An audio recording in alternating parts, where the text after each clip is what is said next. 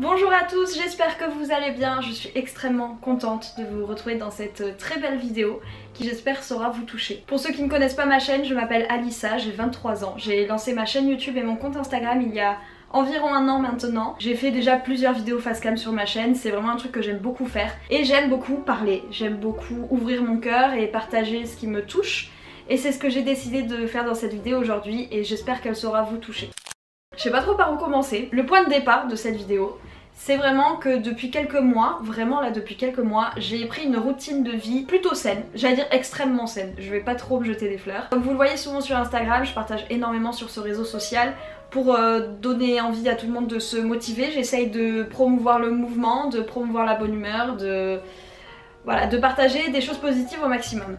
Et en tout cas sur ces réseaux sociaux et un petit peu sur YouTube de plus en plus, je vous partage mes routines de yoga puisque ça fait plus d'un mois que je fais du yoga tous les jours, vraiment, et que je fais du bien à mon corps tout simplement. C'était mon envie parce que pendant un moment j'ai complètement délaissé mon corps, que ce soit au niveau de l'alimentation, que ce soit au niveau physique et du sport et du bien-être de mes muscles et de mes articulations. Ça fait un moment maintenant que je me suis mise au yoga. L'année dernière pendant le confinement, non il y a 2 ans, pendant le premier confinement, j'en faisais tous les jours pendant 2 mois. Du coup c'était vraiment la première fois que j'y touchais vraiment réellement et que je comprenais cette pratique et que je donnais ce souffle nouveau à mon corps. Sauf que là j'ai passé 3 mois très difficiles, du mois de novembre au mois de février, puisque je me suis séparée de mon copain, enfin il s'est séparé de moi plutôt. Ça a été très compliqué, c'est une histoire très belle, très touchante et qui a été parfois trop douloureuse. Aujourd'hui nous nous sommes remises ensemble. Du coup j'ai vraiment réussi à reprendre ma vie en main à partir du mois de février.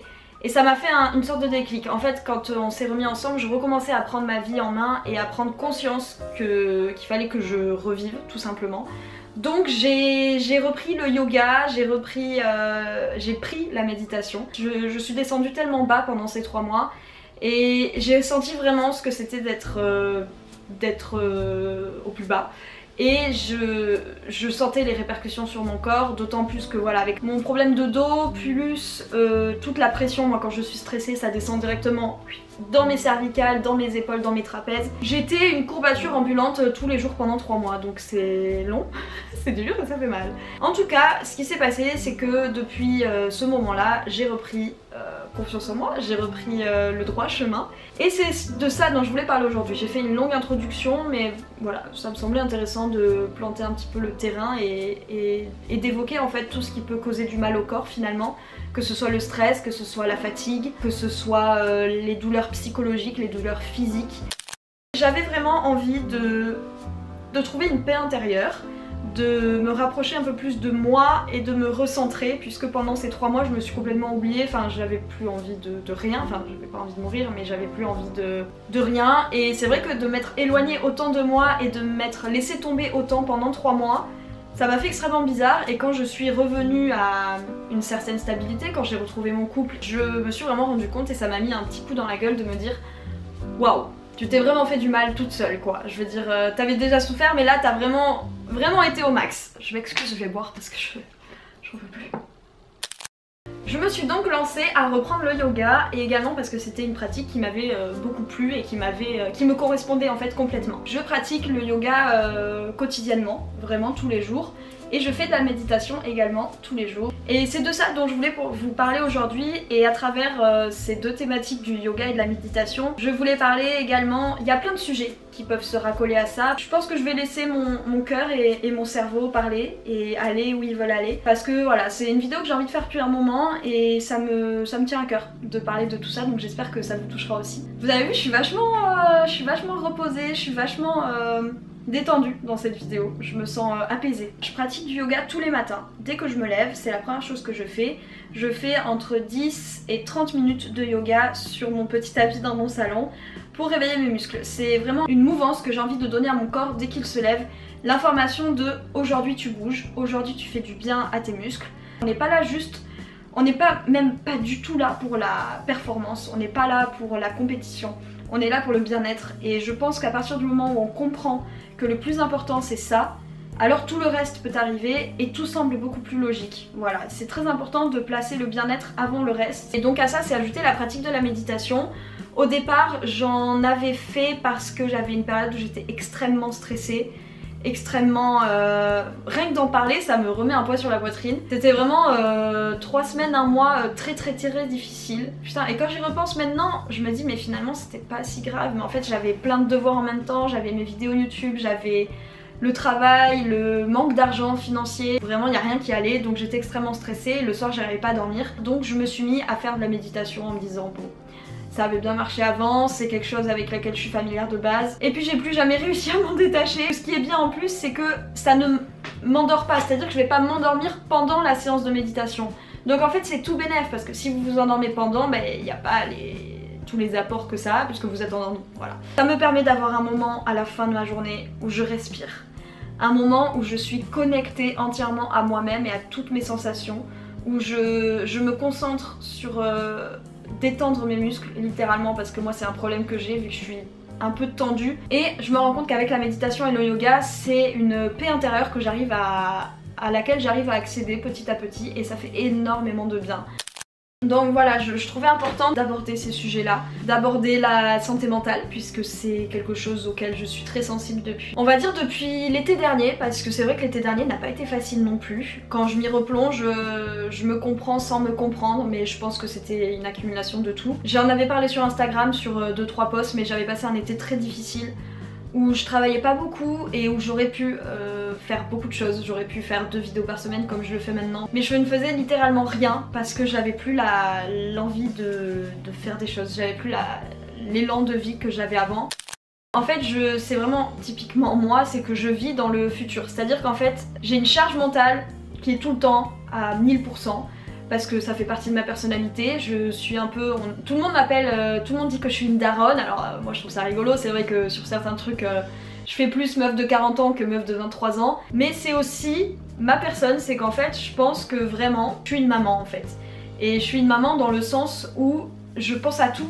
Genre j'ai une organisation, je sais pas comment dire ça sans paraître maladroite ou trop la meuf elle fait la meuf.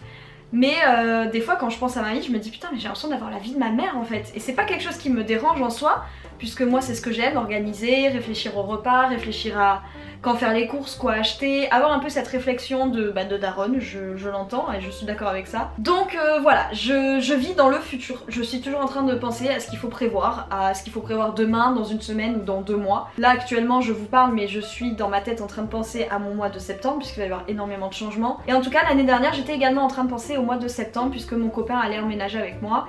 Ça s'est pas passé comme j'aurais voulu que ça se passe, vous l'avez compris puisque j'en ai parlé tout à l'heure. Et donc en fait j'ai passé mon été à penser au mois de septembre et à être triste qu'il soit pas là actuellement. Donc du coup c'était hyper bizarre. Puis je vis loin de mes parents, je vis à 300 km de chez mes parents, donc et j'ai une petite soeur de 8 ans maintenant mais qui va avoir 9 ans en septembre. J'ai envie de pleurer. J'ai aussi cette difficulté à être ancrée dans le présent et à réellement profiter. Pendant des mois et des mois, alors que je ne travaillais pas le week-end, j'arrivais pas à me poser le week-end, j'arrivais pas à profiter. Mais quand je vous dis que j'arrivais pas à profiter, c'est-à-dire que chaque seconde de mon week-end, il fallait qu'elle soit rentable. Elle l'était pas forcément, mais dès qu'elle l'était pas, ou dès que je me posais 10 minutes dans le lit avec Pablo, on va l'appeler Pablo, c'est plus simple que dire mon copain, je lui disais non mais vas-y on peut pas se faire des câlins trop longtemps parce que faut que je fasse ma vidéo, faut que je fasse la cuisine. Oh purée, la vaisselle est pas faite, j'ai pas passé l'aspirateur, j'ai pas étendu la lessive. C'est un truc de fou. Et puis je pensais à ma semaine alors que j'ai pas d'impératif au travail, je suis femme de ménage donc je veux dire. Et du coup c'est un truc de fou parce que vraiment pendant des mois et des mois, j'arrivais pas à profiter, j'arrivais pas à vivre en fait. Je vivais dans le futur, j'étais jamais dans le moment présent, je profitais pas assez.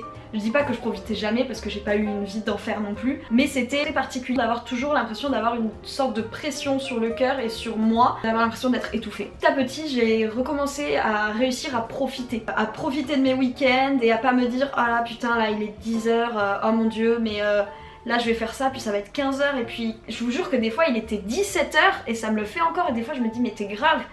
Il est 17h, 18h, je suis sur mon montage, je me dis putain ben voilà dans 1 heure je mange. Après manger, je regarde ma série, puis à 22h, je vais me coucher, bah la journée elle est finie. Alors qu'il est 17h. Il est 17h, Alissa. Ta journée elle est pas finie. Et je n'arrive pas à voir que j'ai 5 heures devant moi. Pour moi, j'ai 1 heure devant moi. En fait, c'est tout ça. C'est tout ce truc d'avoir la pression, de commencer à me rendre compte que j'avais besoin de voir une psy, de trouver une solution pour prendre soin de moi Et c'est ce que j'ai écrit pour le titre de cette vidéo, je l'ai appelé Soigner son corps et son esprit, et entre parenthèses en dessous j'ai écrit réconcilier point d'interrogation. Et je pense qu'en fait c'est ça, c'est-à-dire permettre à mon esprit de se poser et ce qui permettra à mon corps d'arrêter d'être comme ça H24, d'arrêter d'être comme ça tout serré quand je me réveille le matin, puisque ça pendant 3 mois ça a été un enfer, mais je pensais pas que c'était possible d'avoir aussi mal au cervical, d'avoir aussi mal au trapèze, tout le temps, tout le temps, tout le temps. J'ai entamé une thérapie chez une psychologue, c'était fou, c'est fou d'ailleurs parce que je vais toujours la voir et je pense que jusqu'à la fin de mes jours je vais voir une psychologue. La première fois que j'y suis allée, il y avait beaucoup d'émotions pour moi parce que j'y allais aussi parce que je m'étais rendu compte que ma relation s'était terminée en partie par ma faute et que j'avais des choses à régler là-dessus. Et puis c'est dur de se retrouver en face de soi-même et de se dire bon, j'ai des problèmes, il faut que j'aille les régler. Et c'est difficile d'assumer de pas réussir en fait. En tout cas, tout ce que je voulais dans ma vie, c'était réconcilier mon corps et mon esprit. Et lui dire ça va aller et je suis désolée de t'avoir fait souffrir. Et c'est quelque chose que je mets énormément en place, de parler à mon corps et de me parler à moi-même. Alors je parle toute seule, ça c'est avéré. Moi j'adore parler, j'adore exprimer, j'ai besoin d'extérioriser, j'extériorise tout le temps tout ce que je ressens et je pense que ça m'a aidé dans ma vie clairement. J'ai toujours eu un plutôt bon rapport avec mon corps, donc j'ai toujours été bienveillante et respectueuse avec moi-même et je me rends compte que c'est pas donné à tout le monde. Je parle très souvent à mon corps et je suis persuadée que c'est bénéfique et que c'est utile. Quand par exemple, je sais pas, j'ai pas fait de sport ou quand, je sais pas, je fais un faux mouvement ou quand, je sais pas, attendez, j'ai pas d'exemple en plus là, c'est grave. Bah je le dis à voix haute, je dis oh je suis désolée petit corps, excuse-moi, promis demain on fera du sport.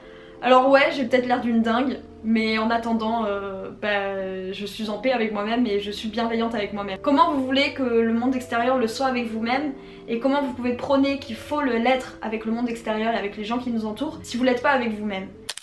Mais je pense que c'est primordial dans cette vie et dans le monde dans lequel on vit de s'accorder la place que l'on mérite, d'exprimer à nous-mêmes la valeur que l'on a, la valeur que l'on est. Voilà, moi je suis une belle personne, je suis une personne entière, je suis une personne sincère, je ne suis pas une menteuse, je suis honnête, je suis jolie, je suis bien foutue, je mérite ce que j'ai, je travaille pour l'avoir, j'adore mes cheveux, j'adore mes yeux, voilà. Je sais pas, moi je me dis tout le temps des compliments, mais c'est pas une histoire d'être mégalo. Faites-vous des compliments, parlez-vous, soyez bienveillant avec vous-même, mais pas seulement dans les actes.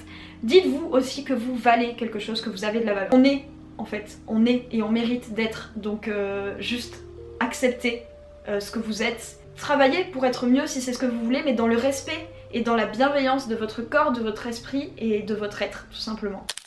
Tout ça, ça a été un cheminement qui a pris 1 an et demi dans ma vie. Et c'était simplement pour dire à quel point le yoga et la méditation m'avaient aidée. Parce que je pense que sans ça, un chemin aurait été fait. De toute façon, j'aurais quand même ce chemin de suivi thérapeutique. Mais c'est de moi à moi en fait. Le yoga et la méditation, c'est moi avec moi-même. Je le fais pour moi. Vous voyez ce que je veux dire? Quand je vais voir ma psy, je suis pas toute seule avec moi-même. C'est logique. Mais c'est pas la même démarche. C'est une démarche, mais je pense qu'il faut pas que ce soit la seule. C'est comme on dit, on peut pas faire du sport et espérer mincir si on bouffe un McDo tous les jours. Bah voilà, à mon sens, on peut pas espérer aller mieux si on se contente simplement d'aller voir une psychologue, mais qu'une fois qu'on rentre à la maison, on se laisse dépérir. Et c'est pas du tout une attaque, parce que c'est ce que j'ai fait pendant 3 mois, clairement, j'arrivais plus à me laver, je dormais sur mon canapé, je me laissais complètement aller, enfin... J'ai presque envie de dire je me laissais mourir, même si c'est pas ce que je voulais et c'est pas des pensées que j'ai dans ma vie. Je pense que je suis descendue au plus bas pour l'instant, j'espère que je descendrai pas plus bas un jour. Ce qui nous tue pas nous rend plus fort, alors c'est hyper cucu comme phrase, c'est les genre phrases de Facebook, là. Mais finalement c'est super vrai en fait. C'est hyper important à saisir, à comprendre et à réfléchir dessus, voilà. Donc c'est tout ce que je voulais dire. Voilà, moi je m'appelle Alyssa, ma chaîne YouTube c'est Therefore I Art, T-H-E-R-E-F-O-R-E-I-A-R-T. J'espère que cette vidéo vous aura touché. J'ai pas envie qu'elle vous plaise, j'ai envie qu'elle vous touche.